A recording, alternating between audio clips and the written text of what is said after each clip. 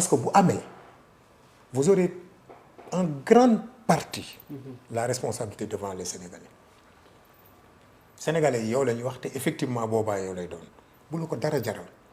et soo ma ko permettre mu ngi may seetaan saa yu ma gisee loo xam ne day yàq dinaa la yónnee message pour nga def ci attention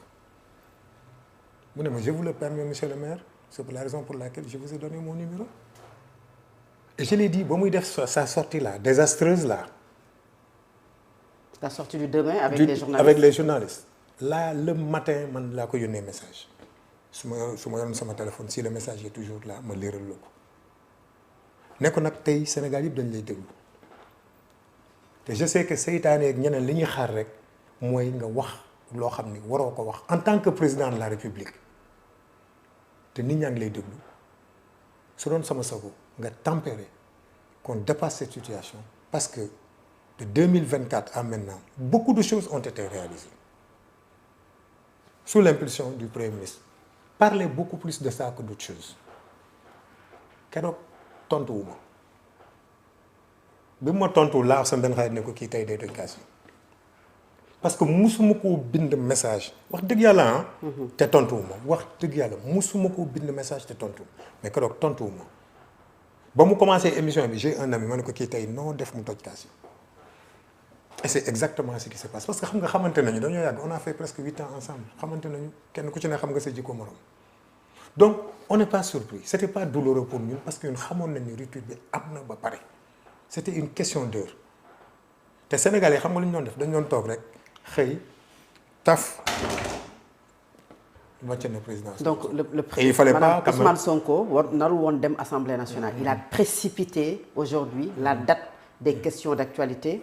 Pour lan pour le non, pousser pas précipité. Pour pousser le président de la République à prendre une décision. Non, pas exactement ça. C'était pourquoi? Mais pas exactement ça. Xam nga à chaque fois qu'il faisait des sorties le président Ousmane Sonko quelquefois naka laa ko mën a waxee ci wolof il parle de façon intelligible. Président Ousmane soo koy déglu bu dee lecture deuxième degré yooyu nga am doo ko mën a premier degré yooyu doo ko mën a comprendre. On lui a dit comme tension bi bari na il faut laisser mais après il a dit non parce que c'est inscrit dans l'agenda parlementaire damay defi sama émission sama question d'actualité et c'est là effectivement bi mu laalee nag loo xam ne waa ji bëggul kenn ko laal foofu la affaire yi maintenant précipité wu et là c'était clair que maintenant c'était la fin. Alors une autre actualité moom mooy démb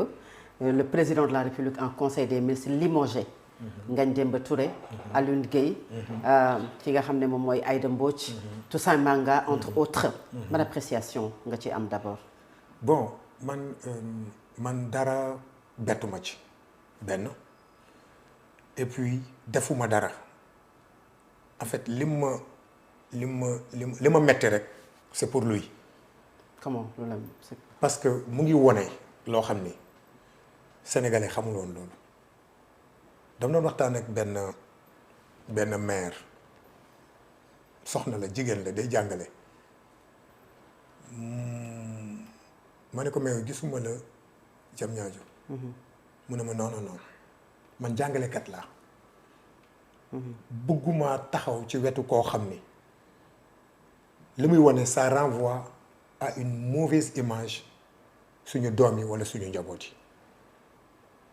mooy ñàkk sàmm kóllëre te bu doon sax Fatou Abdou daf fi jëlee Toussaint wala Aïda wala Ngagne Demba teg fi sax ñu ko jar ñu xam ne effectivement il a fait ses choix mais lui il est dans une dynamique pour liggéey mais on a un président politicien maintenant au Sénégal Aïda Mbodj DER la yor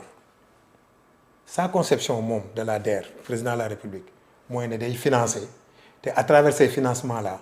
dafay am dafa am gain politique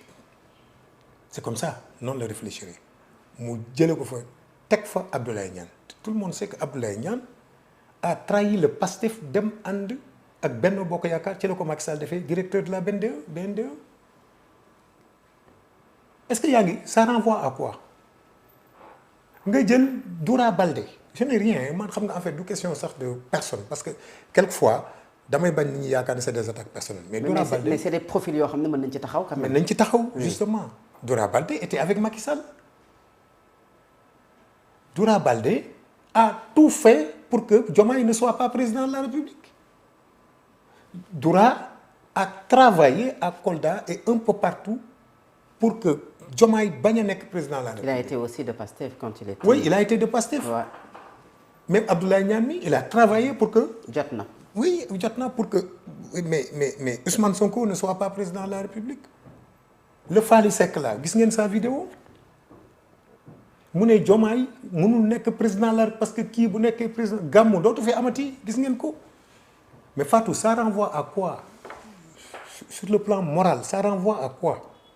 c'est-à-dire que lan moo tax président Bassirou Diomaye Faye di ko def. non loolu yéen lañ koy laaj. moom la fa laa jëm oui avec lui. li tax mu di ko def lenn rek xam nga moom il peut être froid moi je le connais très bien. du def dara lu ma bett man président Diomaye ñenn ngi lay surprendre mais man du ma surprendre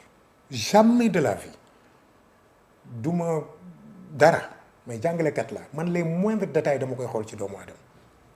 nit ki dama ko xam kii te li mu wax loolu lay def il a reçu les gens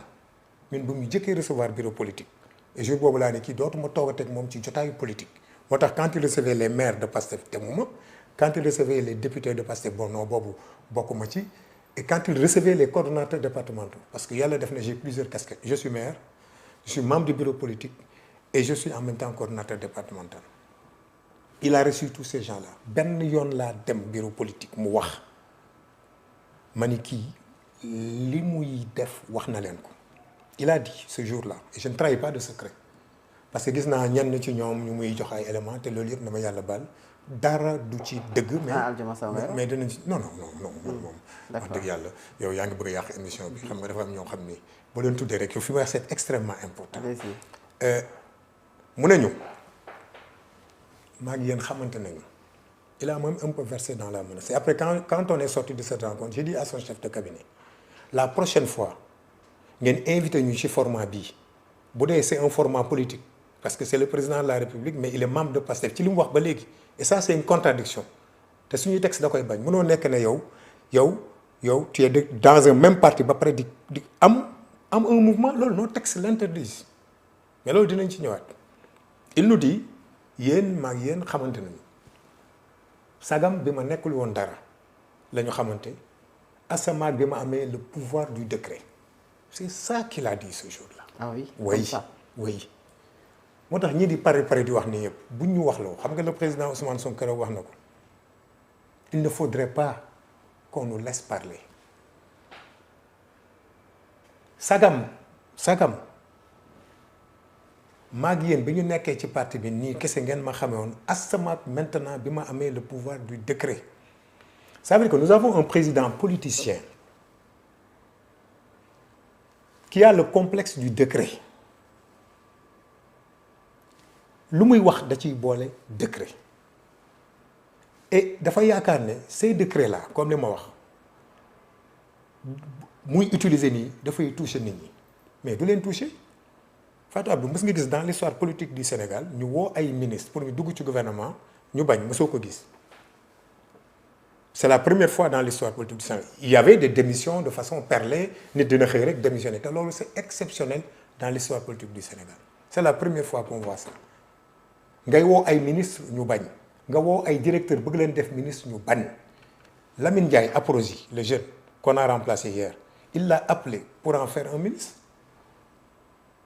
Lamine a refusé il lui a dit non je suis bien là où je suis loolu metti na ko moo tax mu dàq xale bi donc moom loolu daf ñu ko wax j'ai le décret donc moi je crois que si on lui enlève ce décret là du nekkati dara parce que pour moom c'est avec le décret qu'il existe sans le décret il n'est rien et c'est ça qu'il est en train de prouver mais Pastef la nekkoon moom xam na ni waa Pastef amuñu problème décret parce que tey Daouda Ngom c'est un professeur d'université Fatou Diouf c'est un professeur d'université Yacine Fall cadre international ñeneen ak ñeneen ak ñeneen ñoom ñëpp alhamdulilah ils sont retournés à leurs anciennes affaires. beneen bi Fatou te loolu laa gis ne moom lay doxalee nii et puis li gën a bon et je l'ai dit on ne gère pas un pays par l'orgueil. ah oui réew xol du ko yor. lan la def luy renvoyer qu'il est orgueilleux. non yow tu appelles des ministres ñëwuñu nga ne lu tax yow en tant que président de la République nga leen di woo ñëwuñu c'est parce que yow comportement bi nga war a am en tant que président de la République ñoom aussi mais doyu leen moo tax ñëwuñu parce que da nga toog xëy dàq le premier ministre bi nga xam ne yéen ñaar yéen doon ànd mu jàppale la joxoñ la fal la ñun ñëpp ñu ànd ci nga xëy nga wàcce ko nga ni yàlla moo la fal dëgg la kenn weddiwul loolu parce que yàlla moo wax ci alxuraan ne moom mooy joxe nguur yàlla moo ko far mais Fatou Abdou mais mbiru yàlla moo ñëwaat parce que ba mu wooyee ministre yooyu ministre dañ ko ne dellul ca kala faloon kooku bu waxee ñu dugg bu waxee duñu dugg est-ce que yaa ngi gis li mooy bëgg wax foofu yàlla moo koy wanaat ne ko dëgg la tu es le président de la République mais tu n'as pas tous les pouvoirs te gis nga le président Ousmane Sonko n'a imposé à personne dafa woote réunion ne nañu toog ñu waxtaanee si on doit y aller dans ces conditions là lañ ciy demee bu ngeen d'accordé c'est bon bu ngeen d'accordul il a ouvert une discussion pendant 2 jours ñu ngi ci waxtaanee ba li ñu arrêté on l'a arrêté de façon collective président Ousmane Sonko toogul rek na wax gaa yi ne bu leen dem beneen bi nga xam ne moo tax ma ne kii il est dans sa dynamique te du arrêté et je l'ai dit il va faire pire que ça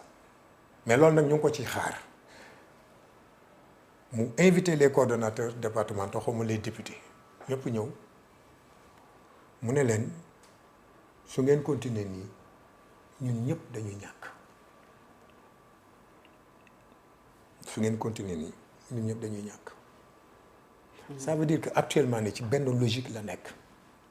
soit c'est lui en 2029 ou ce ne sera personne de Pastef. Est-ce qu'aujourd'hui da nga jàpp ne dañuy assister à la dépastefisaation ou désonkorisation aujourd'hui de l'administration même? Oui. Ah, mais quand tu enlèves Sonko moo tax ma ne la affaire bi mais c'est pas un drame mais ku fi jëlee Sonko kay doo fi bàyyi ñi ci des et les gens mais est-ce que xam nga beaucoup d'entre eux ont déjà fait le avec bi Sonko demee lañ defal seen valise. mais cohérence nag. cohérence nag monsieur le maire. Oui. Pour cohérence mooy. Oui. Ils ont été nommés parce que parti bi moo leen nommé. waaw mais bokkatu leen gis-gis ak moom. est-ce que ñooñu dañu war a xaar ba décret sax di leen dàq. non pas parti bi moo leen nommé. non c'est-à-dire que dafa am ñoo xamante ne dalay leer ne ñii ils ont été nommés grâce à Ousmane Sonko. bien sûr mais ñooñu est-ce qu'ils ont demandé à être nommés Fatou